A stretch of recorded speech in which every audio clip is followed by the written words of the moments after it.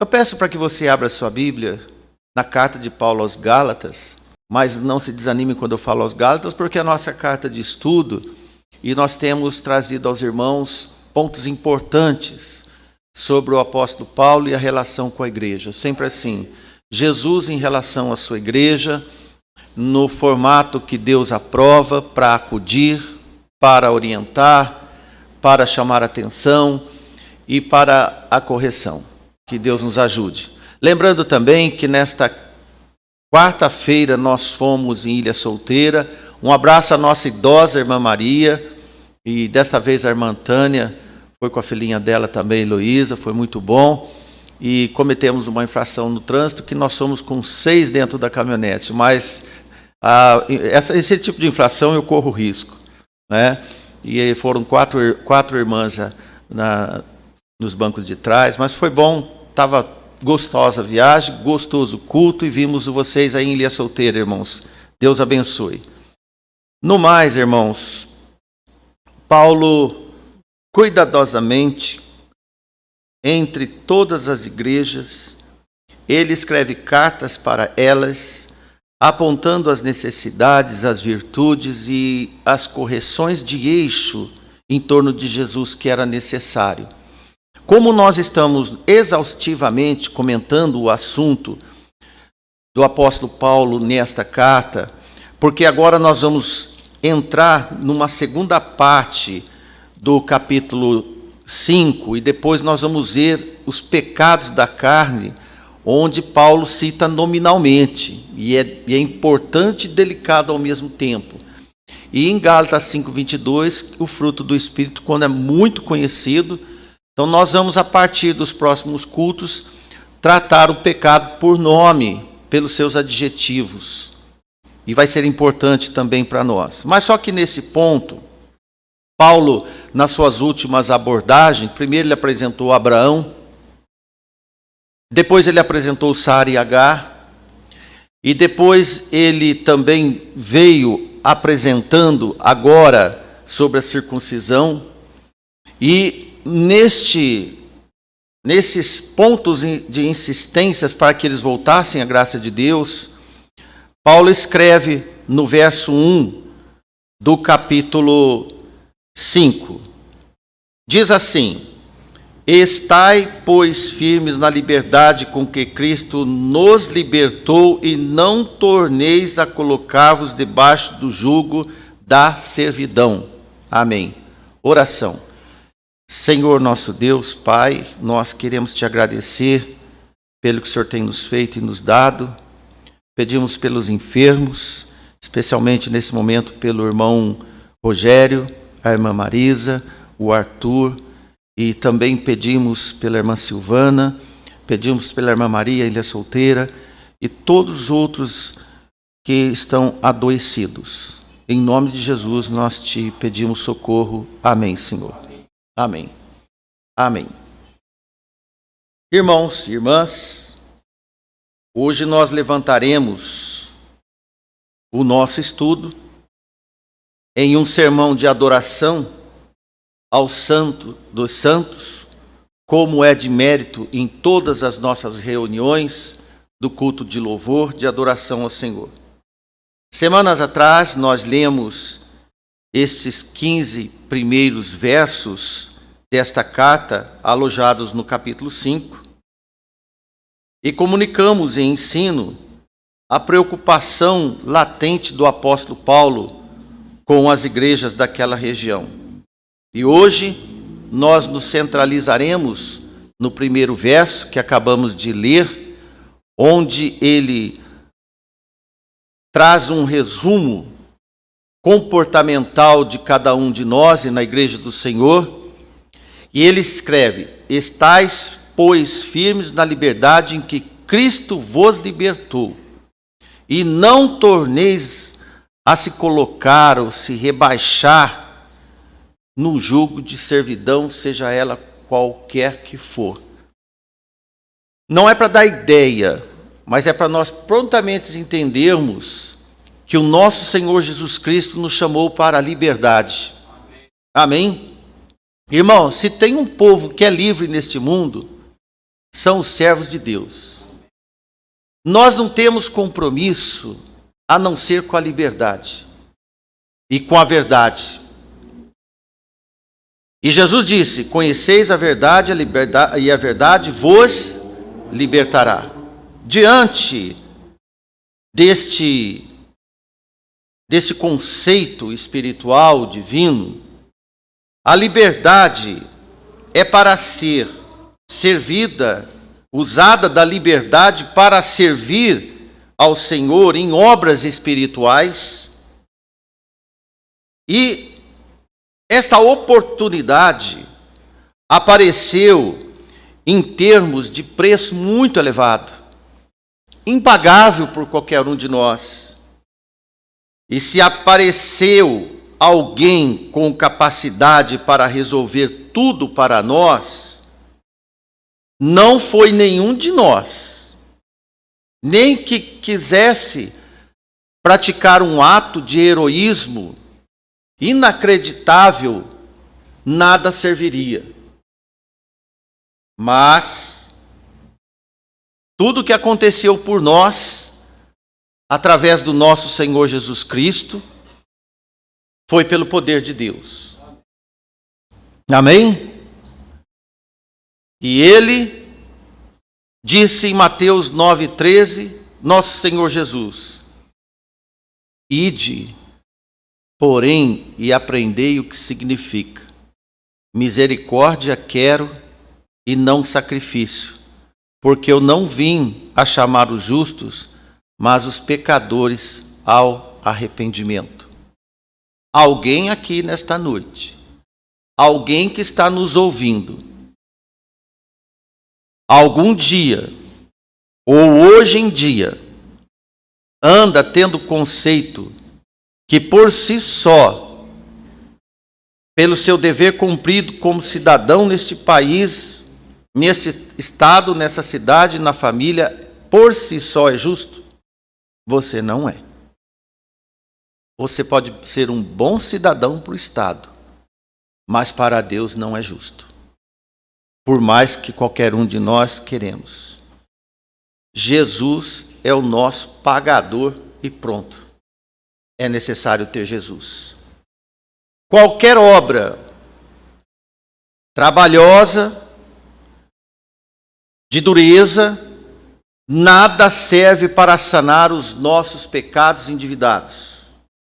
Mas a misericórdia, ela é ótima para alegrar o Senhor.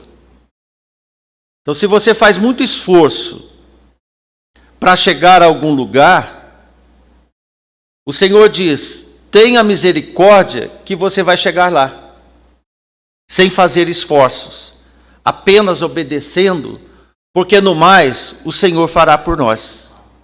Esta é a liberdade que nós temos. Para que nós pudéssemos aproveitar a liberdade, e Deus quer que você aproveite e faça uso dela, alguém teve que nos libertar. E esse alguém, novamente, nunca esqueça, e não só esquecer, mas colocar em prática, foi o nosso Senhor Jesus. Nas palavras do nosso Senhor, Ele disse: porque eu não vim chamar os justos. Ora, quem são esses justos?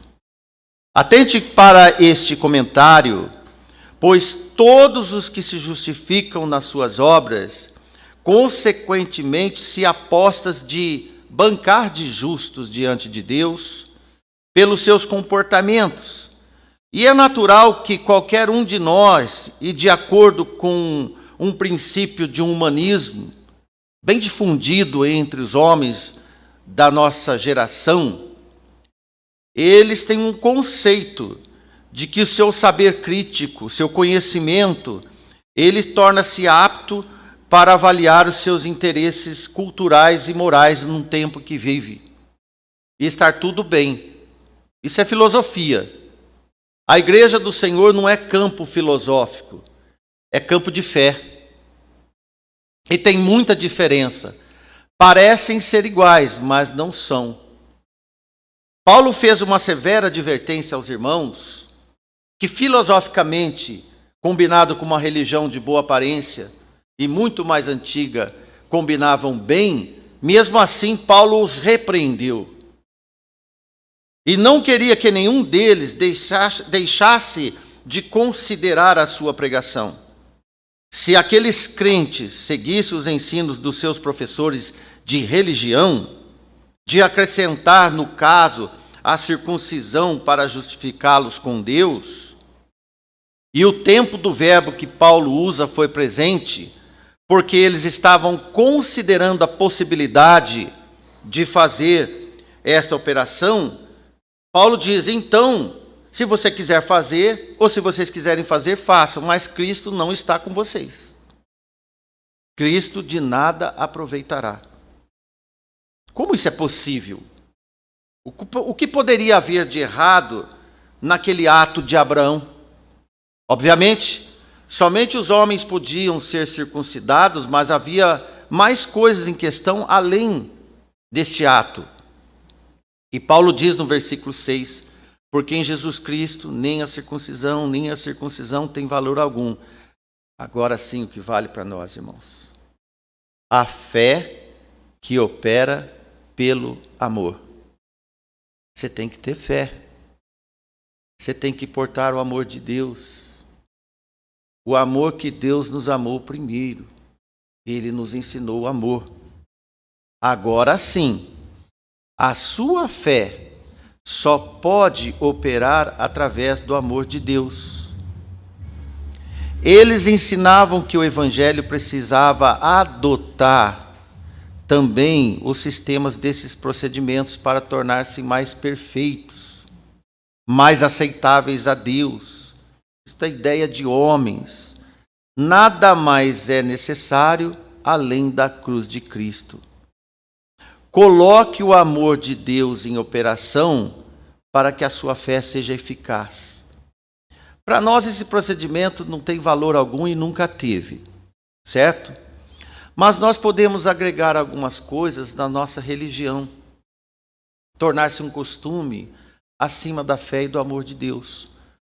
Tudo que você faz em nome da crença que você professa e que não seja prioridade o amor, a fé, nada feito. Não tem valor nenhum. Até, irmãos, quando nós andamos decentemente, isto não é o nosso carro-chefe de cristão. Até quando nós temos um palavreado santo, isto não é o nosso carro-chefe da salvação. O que nós fazemos em obediência a Deus é reflexo da fé que nós temos no nosso Salvador. Quando nós temos a fé no nosso Salvador, nós não vamos andar escandalosamente na sociedade, no meio das pessoas. Nós não vamos estar frequentando lugares que o Senhor não se alegra. Nós vamos ser cuidadosos por causa da fé que nós temos, não por causa do costume que aprendemos. Isto é a liberdade. O que você faz vindo do seu coração é livre, mas o que você faz por imposição não é liberdade de culto. Entende?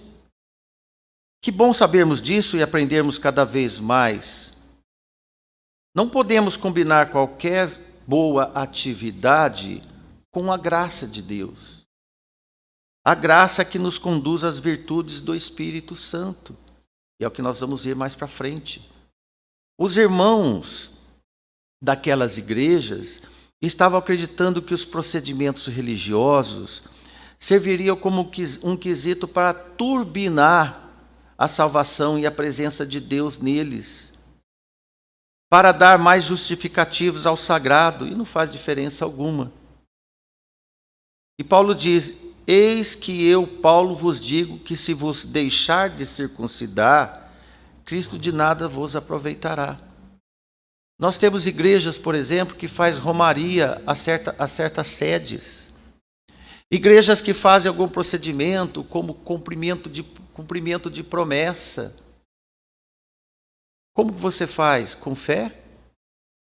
Ou mais para cumprir procedimentos, para engrandecer a sua própria religião? Deus não cobra isso de você. Jesus disse que nós temos que amar o próximo como a nós mesmos.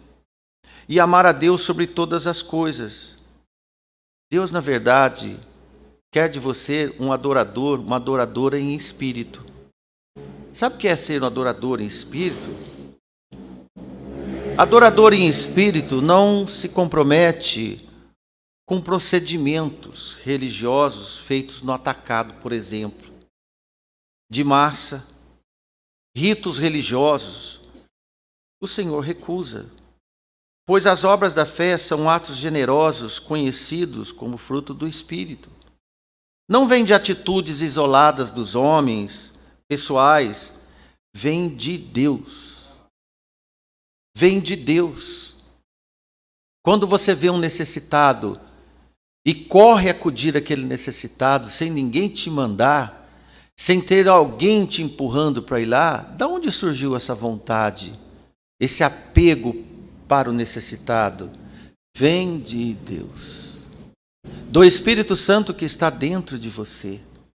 Por isso que ele transforma pessoas. E quando transforma almas, transforma pessoas.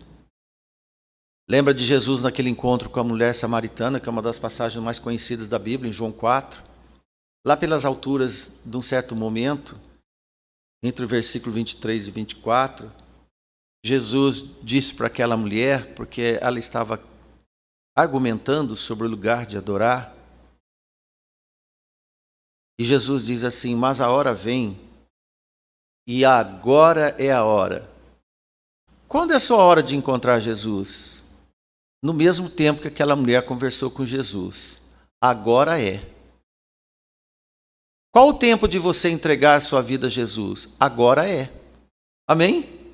É agora. E Jesus, agora é em que os verdadeiros adoradores adorarão o Pai em espírito e em verdade.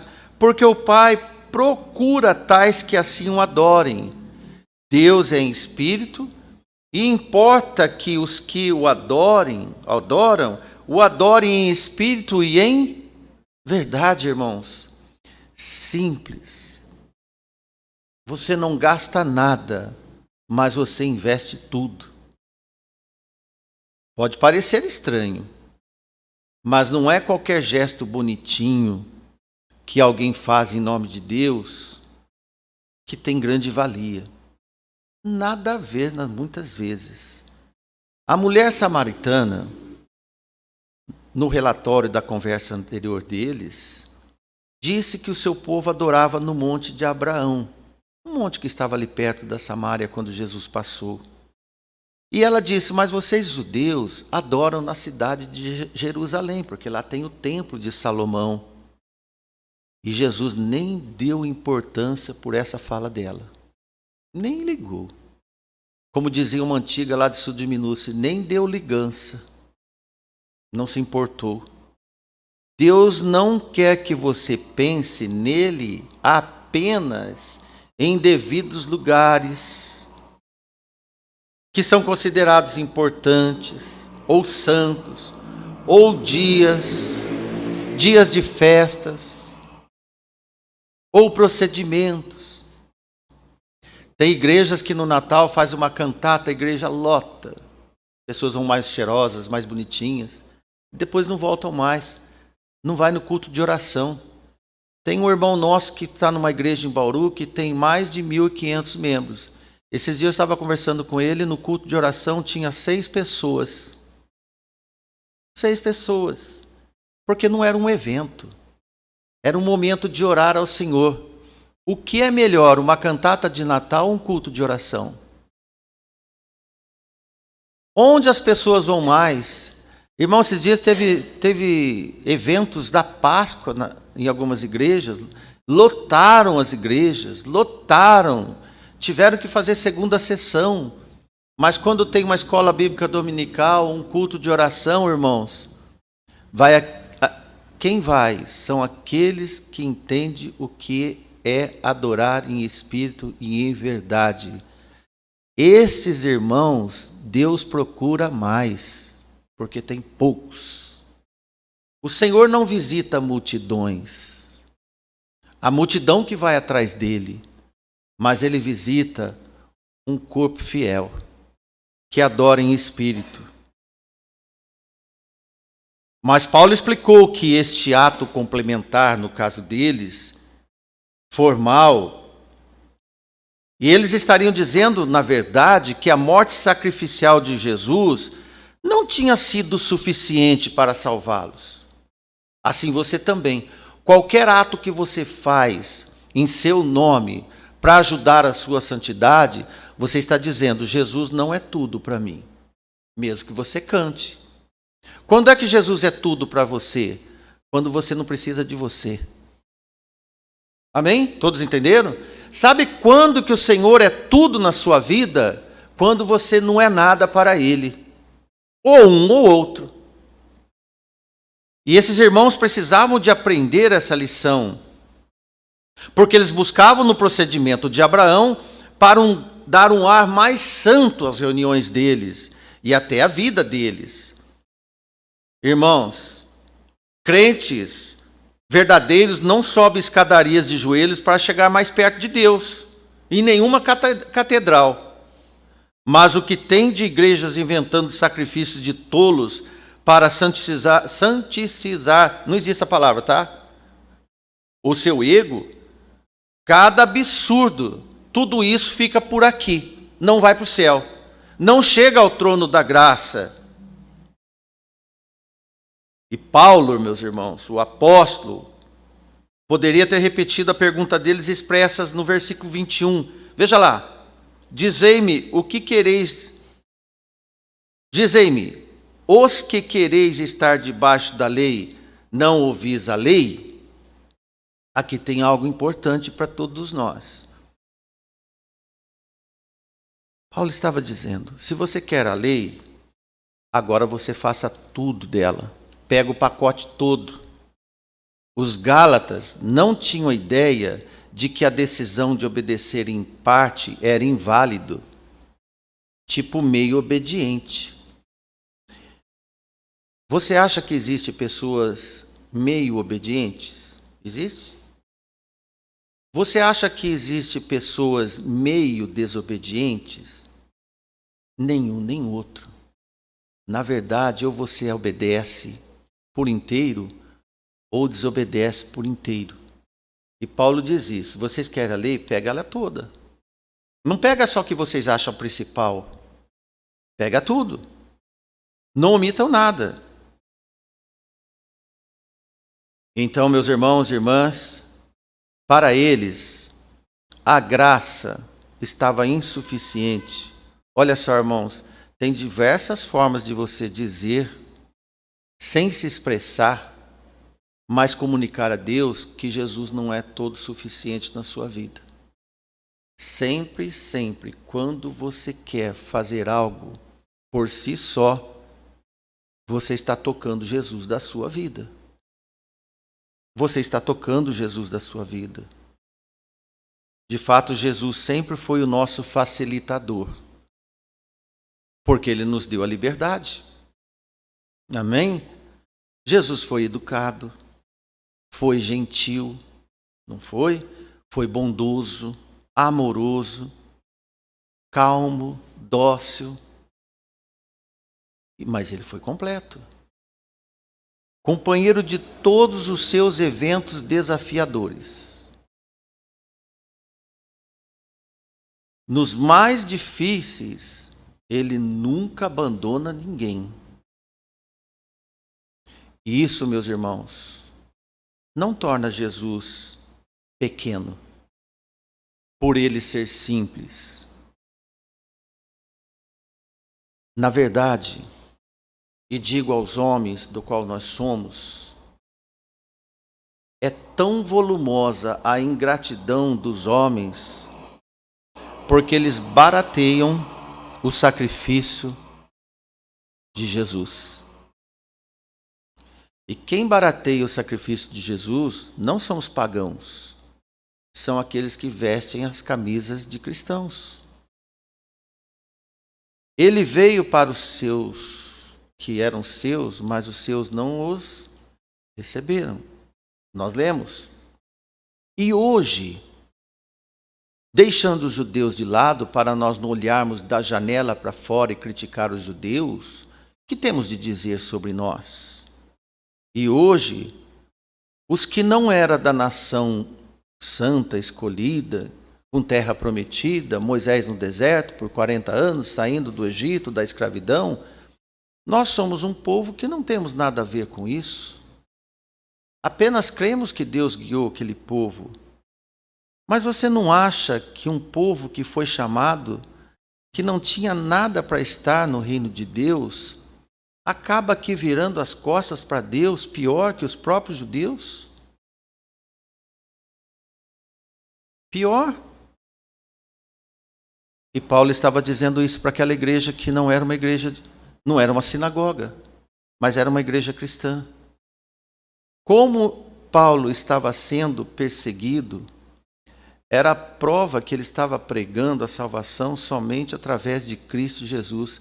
Irmãos, qual a insistência fundamental do apóstolo Paulo nas suas cartas? Ser cristocêntrico. Não abandone Jesus na sua vida. Amém? Por que Paulo então estava sendo perseguido por causa da sua mensagem, se ele pregava Jesus apenas? Irmãos, para a natureza humana, e especialmente para aquele povo que foi criado com zelo, com certo mimo, podemos dizer, né? Muita proteção, e na reverência se abraçaram à lei deles, o conceito de precisar da morte de alguém para salvar tornava-se ofensivo a eles. A simples ideia de descrever o Messias como um condenado, executado, era muito desagradável para eles. Mas o impacto da cruz de Cristo, no seu orgulho, foi um grande obstáculo, como Paulo escreveu aos Coríntios. Olha só o que Paulo escreveu à igreja grega. 1 Coríntios 1:23.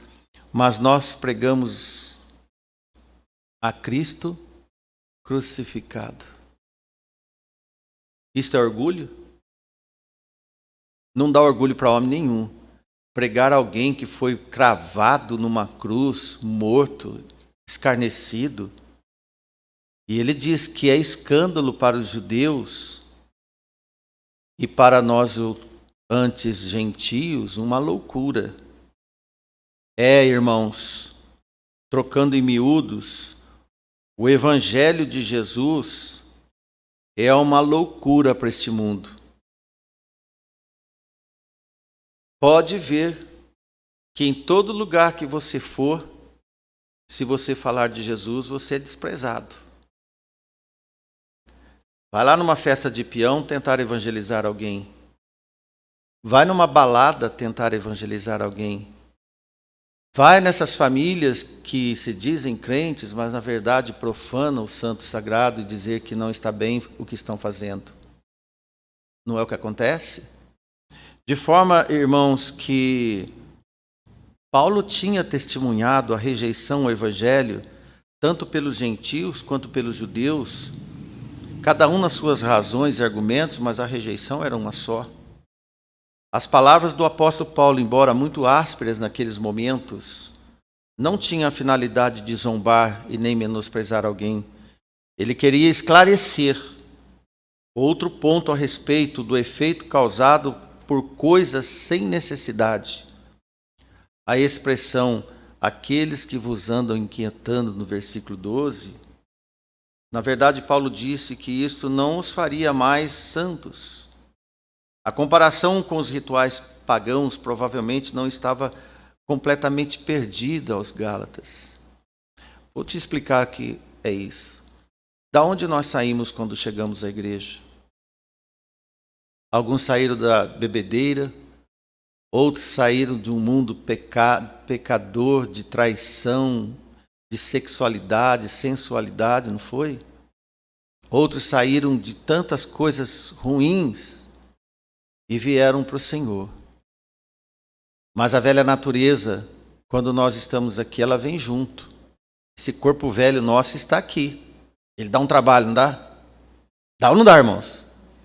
E esse corpo velho dá um trabalho. Para onde o seu corpo quer voltar? Para o mundo. Para onde o Espírito do Senhor que está em você quer ficar? Na igreja.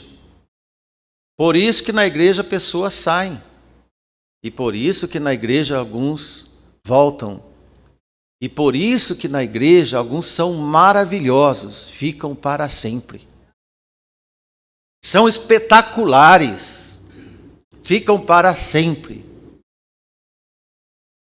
Esses Deus quer como verdadeiros adoradores. Esse corpo nosso que a gente dá banho nele, passa perfume, passa sabonete, corta unhas, a gente faz tudo por ele, mas ele não faz nada por nós. Jesus é que faz. Não obedeça seus instintos, nem que eles sejam religiosos. Obedeça ao Senhor, ainda que não contente seu coração. Porque aí você vai entender o que a misericórdia quer e não sacrifício. O corpo nosso adora sacrifício, porque valoriza o corpo. Mas a graça, o poder de Deus não faz parte do nosso corpo. E nós vamos carregar até o dia que Jesus voltar. Então a comparação em rituais pagãos, quando Paulo diz, não estava fora da velha vida deles. Foi fácil eles absorverem qualquer coisa que fosse, que dissesse, faz parte também de ser cristão, mas não fazia. Por isso que as igrejas estão se apostatando, e muitas igrejas batistas se apostatam. Sabe o porquê? Porque eles acham que não tem nada a ver, é um procedimento a mais. Por às vezes ser um pouco delicado ou indelicado, não vai me fazer perder a salvação. Cuidado lá. Cuidado lá. Isso acontecia com aqueles irmãos, os sacerdotes pagãos, irmãos daquela época, do importante culto a deusa Cibele ou Diana de Efésios. Na Ásia, eles eram eunucos, como parte de um ritual sagrado. Agora você associa com a circuncisão. Ao fazer essa afirmação, Paulo coloca a circuncisão como não sendo nada melhor do que os rituais pagãos de cortar partes do corpo. Tudo sacrifícios, para agradar deuses. E agora, que espetáculo! Sacrifícios para agradar o Deus de Abraão. Vamos fazer. E Paulo diz, para que fazer, gente? Para que fazer qualquer coisa? Quando Paulo ministrou entre esses irmãos, ele não deu aos novos irmãos convertidos um novo conjunto de regras que deveriam ser obedecidas, pois isso teria feito deles escravos de uma lei do apóstolo Paulo. E ele nunca fez. Ao contrário, os irmãos foram chamados à liberdade. Por que você está na igreja hoje? Irmãos, alguém veio na igreja hoje obrigado? Alguém te amarrou, disse, se você não for para a igreja hoje, eu não compro Danoninho para você amanhã? Se você não for para a igreja hoje, eu não vou comprar um celular para você? Se você veio assim, você está errado e quem te mandou é pior ainda. O que nós devemos fazer aos nossos filhos e quem está na nossa casa é, você sabe o caminho do Senhor. Cuide-se. A mão de Deus pesa. Tenha temor a Deus. Você é um privilegiado de ouvir a palavra de Deus. Não é isso, irmãos? E amém os irmãos que fazem desta forma. Porque nós, irmãos, nós temos a liberdade. E a liberdade não deve ser usada por ocasião à carne.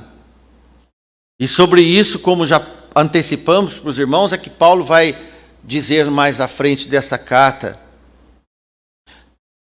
Você deve saber que Satanás e a carne usam a nossa liberdade como oportunidade para inflamar nossos desejos carnais. A liberdade, Satanás quer aproveitar para que possamos usar desejos carnais. As exigências da nossa velha natureza humana representam uma constante ameaça e afronta à verdadeira liberdade em Cristo. Paulo diz: tudo me é lícito, mas nem tudo me convém fazer. Amém? Amém. Isso é liberdade. Quem dita o que convém e o que não convém na sua vida, então? Qualquer um faz o que quer pelo que convém na sua ideia? Paulo não dizia isso. Ele tinha a liberdade da lei de Cristo, que determinava parâmetros do que eu agrado a Deus e do que eu quero agradar a mim. Agrade a Deus e mate seu eu. Amém? Então a liberdade, irmãos, quando nós fazemos para servir o nosso corpo, ela é pecado. Mas a liberdade, quando nós fazemos para servir ao próximo, é o segundo mandamento. Compreendeu? Para nós finalizarmos, a sua liberdade quando você quer fazer a vontade do seu corpo é pecado. Mas o seu corpo é uma pessoa, é pecado. Mas a sua liberdade é para você amar o próximo. Amém? Então, o amor uns pelos outros emana do que Deus fez no coração de cada um de nós. Um dos pontos que você pode detectar quem você ama é nisso. O mundo aí fora diz assim: ame a você mesmo. Contente a você mesmo. Não é filosofia do mundo? Pense em você e o resto que se vire. Mas a Bíblia não diz isso. A Bíblia diz que nós temos que amar o próximo como a nós mesmos. Este é o verdadeiro mandamento. A liberdade em Cristo não nos deixa vagando pela vida sem leis, sem parâmetros, restrições e até orientações. Na verdade, crentes vivem livres de acordo com os padrões de Deus. Viver livres segundo os padrões de Deus. E glorificam a Deus, honrando a Deus e servindo os outros por amor. Amém? Amém. Que Deus nos abençoe